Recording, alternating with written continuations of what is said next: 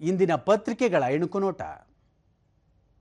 ಧರ್ಮಾಧಾರಿತ ಮೀಸಲಿಗೆ ಮೋದಿ ಆಕ್ರೋಶ, ಕರ್ನಾಟಕ ಉಲ್ಲೇಖಿಸಿ ವಾಗ್ದಾಳಿ.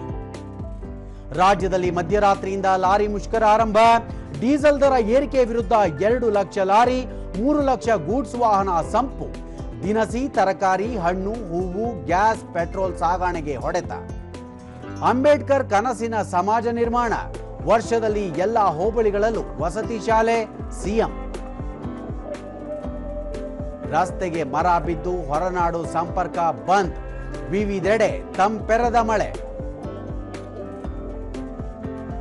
ಭಾರತಕ್ಕೆ ಬೇಕಾಗಿದ್ದ ವಂಚಕ ಚೋಕ್ಸಿ, ಬೆಲ್ಜಿಯಂನಲ್ಲಿ ಬಂಧನ. ಇವು ಇಂದಿನ ಪತ್ರಿಕೆಗಳ ಪ್ರಮುಖ ಸುದ್ದಿ. ಉಳಿದಂತೆ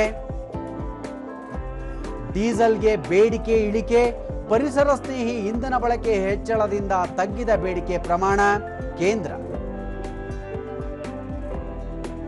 ಬಿಬಿಎಂಪಿ 4,930 ಕೋಟಿ ಆಸ್ತಿ ತೆರಿಗೆ ಸಂಗ್ರಹ ದಾಖಲೆ.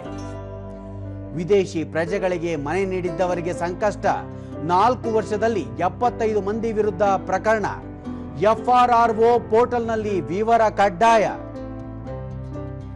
ಅಂಚೆ ಮೂಲಕ ಮಾವು ಸರಬರಾಜು, ನಿಗಮದ ವೆಬ್ಸೈಟ್ ಮೂಲಕ ಆನ್ಲೈನ್ ಸೇವೆ.